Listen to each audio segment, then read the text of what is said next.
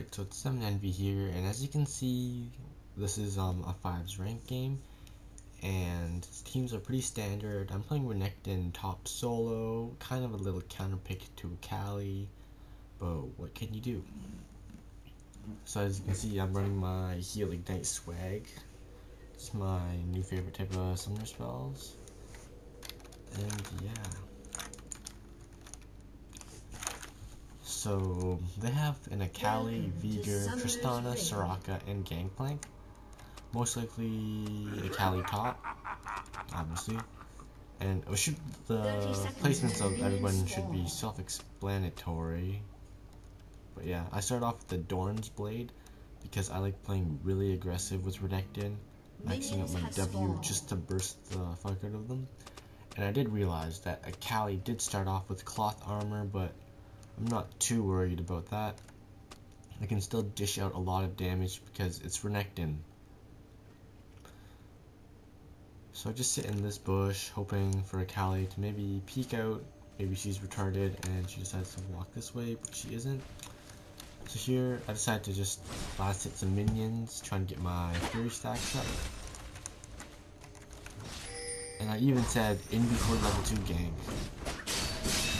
I just had a feeling, because I know I'm going to dominate this Akali, and I just had a feeling that level 2 gank was coming. So I hope my heal is up. I get the crit and heal. Oh, heal saves me just enough time so I can kill the Akali. So that's why heal is OP. So I have quite an advantage, not too much. So this Gangplank seems to be babysitting this Akali's lane, which is rather annoying. Because as the Gangplank flashes, and yeah, they didn't get me because Gangplank most likely doesn't have the boots. Yep, it doesn't have the boots and ID, which is why I was able to survive that. So being a boss I'm not going to get my Q to push the lane and sustain myself. I want to burst this Akali. So I went ahead and got another one into my W. Maybe if I got my Q, I would be able to fight back because I'd healed quite a bit, but as you can see, Nocturne is coming his way at the top. And I almost got the double dash, my W almost hit, and I was going to ignite for the kill, but Akali does make it. So I do not want to check that bush, so I ward it, and she does escape the other way.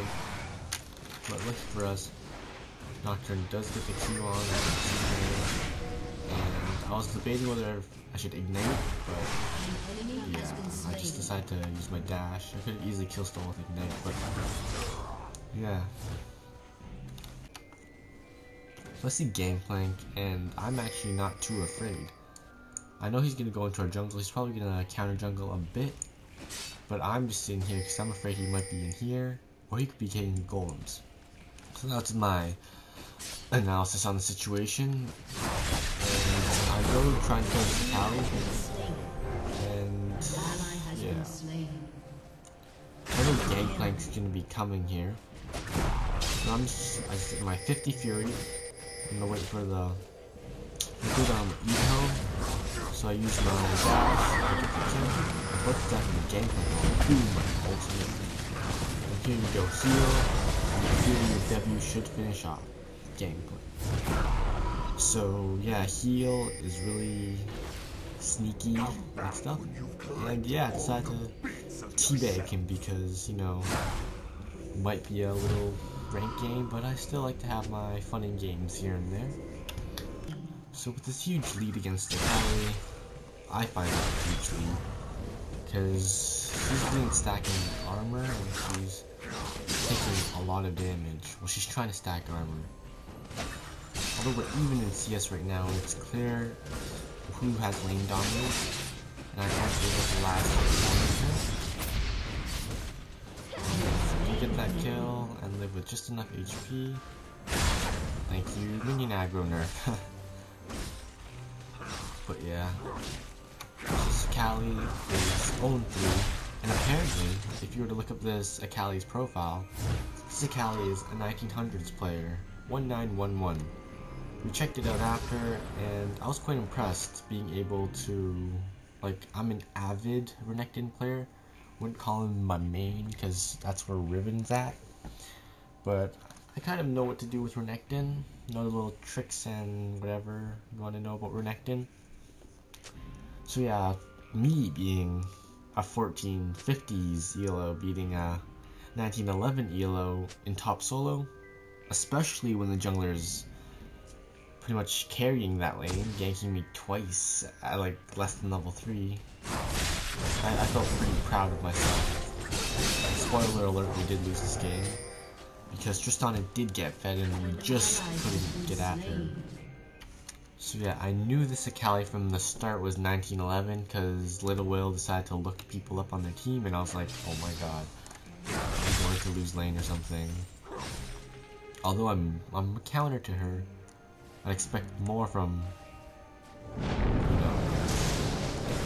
And then, yeah, that was pretty uncoordinated. I probably should have got the kill.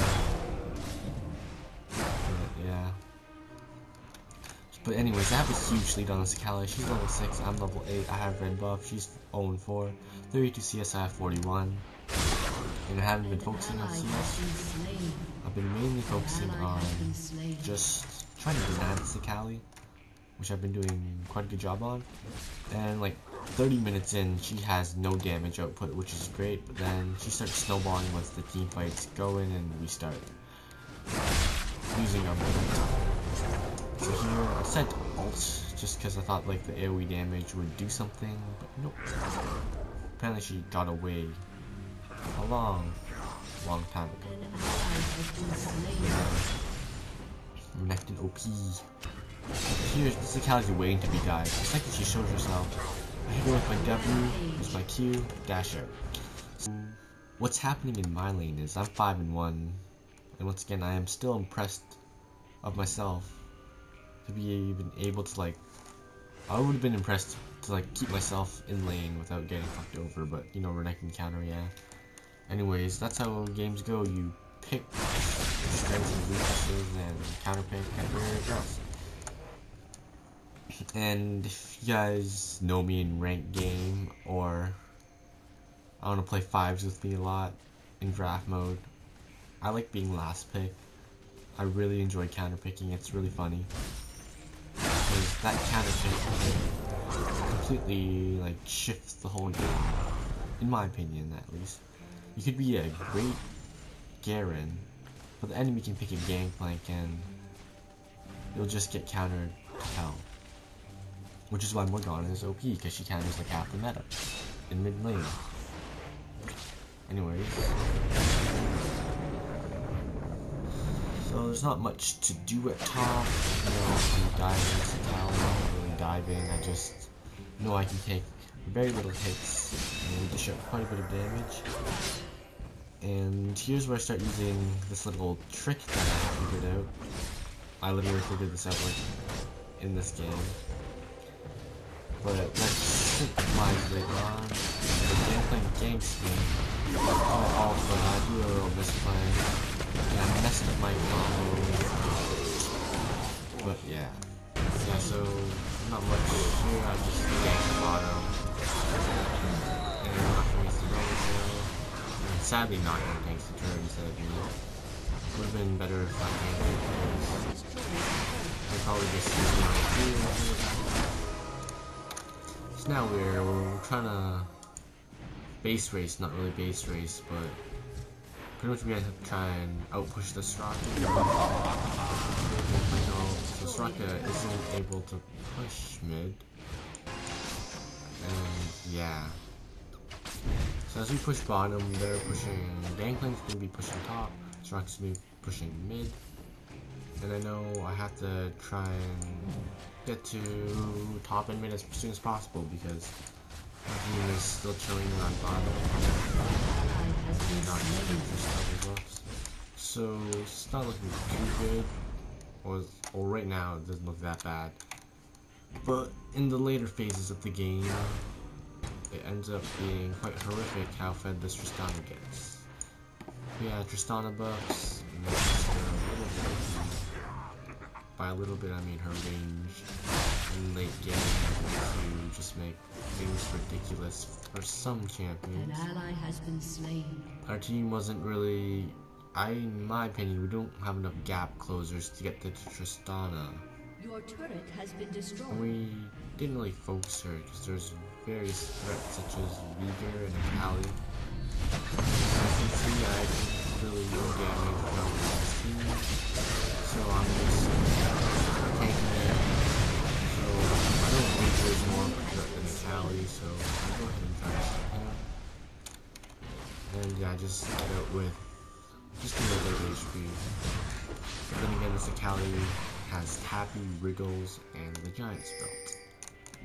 You know, team fight in their jungle. Kill steal with my Q. And I do have my Atmas. Atmas is in fact the better buy. Don't rush your Warlocks. And here is our probably, in about 30 seconds, our biggest misplay. And by the way, yeah, Atmas over Warmogs first, please. It's not like you gain an extra like 500 HP from your ultimate to help boost Atmas. And here comes our little misplay. We didn't really notice that they were all coming back up, and we decided to go Baron. And here we have Rise. Rise is going to try and zone them off. And here's a little mistake. We're still trying to get Baron. Rise gets picked off. They're going to teleport. So if we get Baron, we're actually going to go it's just not enough. And half of us lose Baron, and you're about to see me ping all these turrets that we're gonna lose, because I predict after this, we're gonna lose those turrets. So that was probably, that completely turned the tides of the battle, because although we did get Baron, only one of us still has Baron, and they're catching up and pushing all the turrets. The Trist is starting to get a little bit more and more fed, and once again, I don't think we have the suited champions to get up to Trist's face due to her range, because, yeah. So that turret dies out too, and so this is the funniest part. Renekton does all the and I just use my E. So this Trist has immense damage, and this is probably the second misplay. Although we were going to try and gank Gangplank, we knew we were supposed to run. Our support does get caught, Astro Brain after knowing that, and this Trist does too much damage to me now.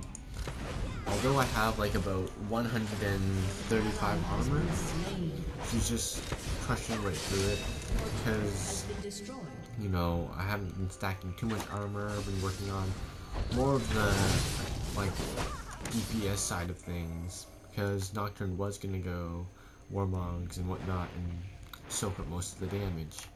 But I do end up getting the Warden's Mail.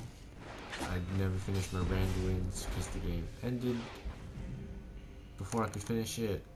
And my mindset was, before this, knowing that Trist was tight as hell, I was thinking, maybe I could get my Atmas, go start working on my Warmogs, get a whole bunch of assists in team fights, and let me just start getting more and more OP and OP. But I don't think that's going to happen in this game after noticing how much damage the Trist does to me. It just does an immense amount of damage, just because right now she has her Infinity Edge, her Phantom Dances, and Blast Whisper. So she's penetrating a lot of my armor, and she's critting most of it. So I would expect about maybe 400, 300 damage crits each auto attack, and that's quite a bit. I was even debating the Thorn Mail. I was like, okay, maybe I might have to get a Thorn Mail. I need more durability in team fights, because with Tristana's range, she could probably pop me down to half HP with these items I have right now before I can even get to her face. And then again, I don't even think my burst can even burst her completely down. So our third biggest mistake goes Nocturne gets picked off, and pretty much all 5 of them are in the jungle.